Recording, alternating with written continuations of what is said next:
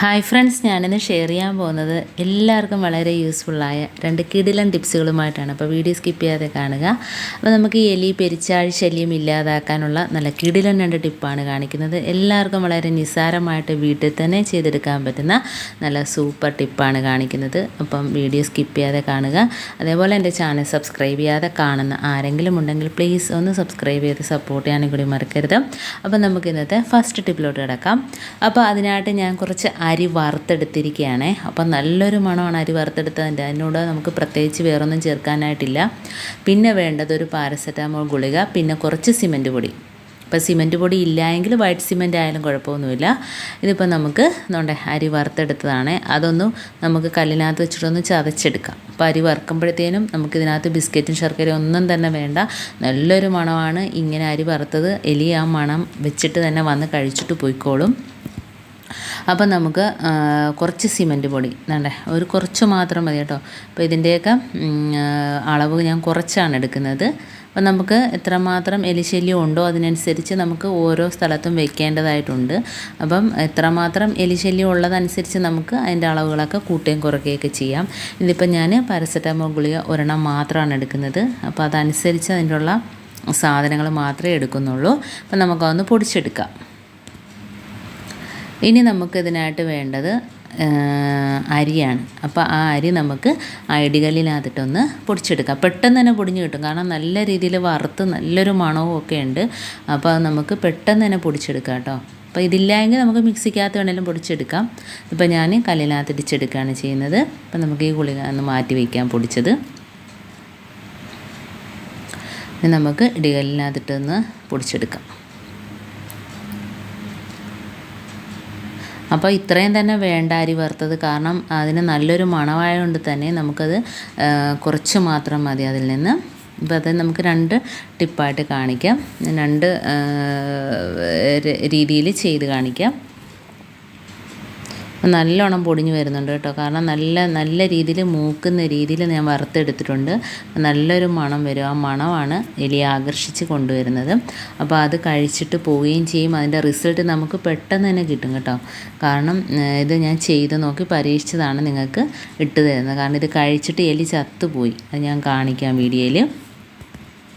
അപ്പോൾ നമുക്ക് ഒന്ന് പൊടിച്ച് വന്നിട്ടുണ്ട് കേട്ടോ. ഇനി നമുക്കിത് ഒരു ബൗളിനകത്തോട്ട് മാറ്റാം. കണ്ടോ.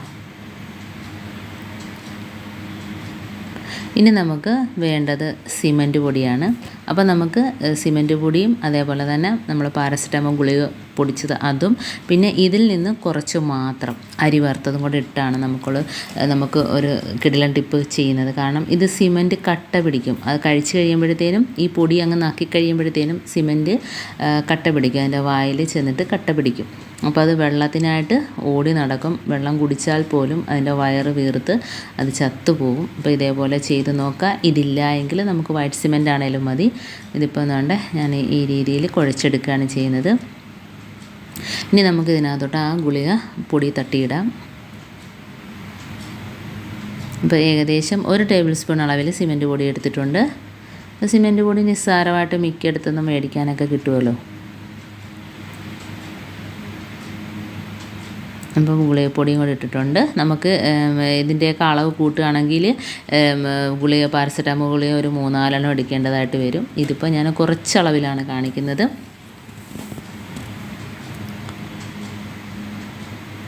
ഒരു മണത്തിന് വേണ്ടിയിട്ട് ഞാൻ അരി വറുത്തത് പൊടിച്ചത് ഇതിനകത്തോട്ട് ഇടുകയാണ്. അപ്പോൾ ഇത്രയും മാത്രം മതി. അത് കഴിച്ചോളും. ഉരുളയാക്കാനൊന്നും നിൽക്കേണ്ട കാര്യമില്ല. ഇത് വന്ന് കൂട്ടത്തോടെ എത്ര എലിയുണ്ട് അത്രയും വന്ന് നമുക്ക് നക്കി കഴിച്ചോളും. അതിൻ്റെ വയറെല്ലാം കംപ്ലൈൻ്റ് ആകും.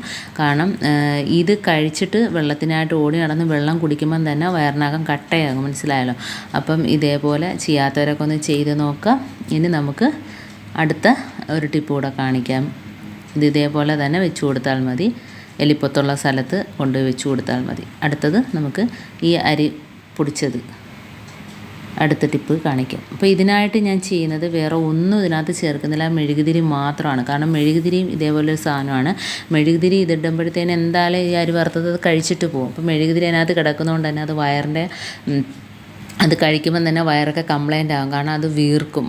വെള്ളം കുടിക്കുമ്പം തന്നെ അത് വയറ് വീർക്കും. കാരണം ഇത് പരവേശം എടുത്ത് ഓടുമ്പോഴത്തേന് വെള്ളം കുടിക്കുമ്പോഴത്തേന് അത് വയറ് വീർക്കും കേട്ടോ. അപ്പോൾ പ്രത്യേകിച്ച് മഴ സമയത്താണ് എലിശല്യമൊക്കെ കൂടുതലായിട്ടുള്ളത്. അപ്പോൾ എലിശല്യം എന്ന് പറഞ്ഞാൽ ചെറിയ എലിയാണേലും വലിയ എലിയാണെങ്കിലും, ചെറിയ എലിയൊക്കെ ആണെങ്കിൽ വീട്ടിനകത്ത് വെച്ച് കൊടുക്കാം. വലിയ എലിയൊക്കെ ആണെങ്കിൽ ഇതേപോലെ പുറത്ത് വെച്ച് കൊടുക്കുക. പെരിച്ചാഴി ശല്യമൊക്കെ കൂടുതലായിട്ടുള്ള സമയമാണ് ഈ മഴ സമയത്തൊക്കെ. അപ്പം ഇതേപോലെ ചെയ്തെടുക്കുക. അപ്പം മെഴുകുതിരി ഒരു സ്വല്പം മാത്രം മതി കേട്ടോ. ഒരു കൊച്ചു പീസ് ഞാനൊന്ന് ചീകി എടുക്കുകയാണ്. അത് കത്തി വെച്ചിട്ടോ എങ്ങനെ വേണേലും നമുക്ക് കയ്യിൽ ഇതുള്ളത് കൊണ്ട് ഞാൻ ഇതിനകത്ത് ചെയ്തെടുക്കുക. നമ്മൾ കിച്ചണിലൊന്നും ഉപയോഗിക്കാത്ത പഴയത് മാറ്റിയിട്ടതാണ്. അതിനകത്ത് ഇപ്പോൾ നമുക്കൊന്ന് ഗ്രേറ്റ് ചെയ്തെടുക്കാം. ചെറിയ രീതി ഇതാകുമ്പോഴത്തേന് പൊടിയായിട്ട് അതിനകത്തോട്ട് വരും കേട്ടോ. അപ്പോൾ അത് കഴിച്ചിട്ട് പോവുകയും ചെയ്യും. വയറൊക്കെ കംപ്ലൈൻ്റ് ആവും. പിന്നെ നമുക്ക് എലിശല്യം കാണത്തില്ല. കുറേ നാളത്തേക്ക് എലിശല്യം കാണത്തില്ല കേട്ടോ. അപ്പോൾ ഇതേപോലെയൊക്കെ ചെയ്ത് കൊടുക്കുക. വീട്ടിലുള്ള നിസ്സാര സാധനം വെച്ച് നമുക്ക് വളരെ ഈസി ആയിട്ട് ചെയ്ത് കൊടുക്കാവുന്നതേ ഉള്ളൂ. അപ്പം നല്ല രീതിയിൽ പൊടിയായിട്ട് വരുന്നുണ്ട് മെഴുകുതിരി കേട്ടോ. ഒരു കഷ്ണം മാത്രം മതി, ഒരു സ്വല്പം മാത്രം മതി. നമുക്ക് അരിയുമായിട്ടൊന്ന് മിക്സ് ചെയ്ത് വെച്ച് കൊടുക്കാവുന്നതേ ഉള്ളൂ. അപ്പോൾ വളരെ ഈസി ആയിട്ട് തന്നെ അതുകൊണ്ട് അത് ഗ്രേറ്റ് ചെയ്തെടുത്തിട്ടുണ്ട്. നമുക്ക് ഈ അരി വറുത്തതിനകത്തോട്ട് ഇട്ട് കൊടുക്കാം. ഇതിനകത്താകുമ്പോൾ പൊടിയായിട്ട് വരും. അപ്പോൾ കത്തി വെച്ചിട്ടാണെങ്കിലും നമുക്ക് ചെറിയ രീതിയിൽ ചെയ്തെടുക്കാവുന്നതേ ഉള്ളൂ. അപ്പോൾ നമുക്ക് ഇതിനകത്തോട്ട് ഇട്ട് കൊടുക്കാമേ. അപ്പോൾ ഇത്രയേ ഉള്ളൂ. നമുക്കിതിനകത്ത് വേറെ ഒന്നും തന്നെ ചേർക്കുന്നില്ല. അപ്പം മെഴുകുതിരി ഇതിൻ്റെ വയറ്റിൽ പോകണം. അതിന് വേണ്ടിയിട്ടാണ് നമ്മൾ അരി വറുത്തതിനകത്തോട്ട് ചേർത്ത് കൊടുത്തത്. അതേപോലെ മറ്റേത് സിമൻറ്റും ഗുളികയും അതേപോലെ തന്നെ അരി വറുത്തപ്പൊടിയും ആ ഒരു മണത്തിന് വേണ്ടിയിട്ടാണ്. അല്ലെങ്കിൽ നമ്മൾ ഇതിനകത്ത് ബിസ്ക്കറ്റോ റസ്കോ കപ്പലണ്ടിയോ എന്തെങ്കിലുമൊക്കെ ചേർക്കേണ്ടതായിട്ടുണ്ട്. അപ്പോൾ അരി വറുക്കുമ്പോഴത്തേനും വേറെ ഒന്നും ഇതിനകത്ത് വേണ്ട. അപ്പോൾ അത് കഴിക്കും, നമുക്ക് നല്ലൊരു റിസൾട്ടും കിട്ടും. അപ്പോൾ എല്ലാവരും ഇത് ചെയ്ത് നോക്കുക. ഇനി നമുക്ക് പൊത്തുള്ള സ്ഥലത്തെല്ലാം ഇത് കൊണ്ട് വെച്ച് കൊടുക്കാം. വീട്ടിനകത്താണെങ്കിലും നമുക്ക് കൊച്ചെലികളൊക്കെ ആണെങ്കിലും വീട്ടിനകത്ത് ഗ്യാസ് അടുപ്പിൻ്റെ താഴ്ഭാഗത്തൊക്കെ അത് വന്ന് പമ്മി കഴിക്കാറുണ്ട്. അപ്പോൾ അങ്ങനെയുള്ള ഭാഗത്തൊക്കെ വെച്ച് കൊടുക്കാം. അതല്ലെങ്കിൽ നമുക്ക് പുറത്ത് പൊത്തുള്ള സ്ഥലത്തൊക്കെ വെച്ച് കൊടുക്കുക. ഇതിപ്പോൾ ഞാൻ കാണിച്ചു തരാം.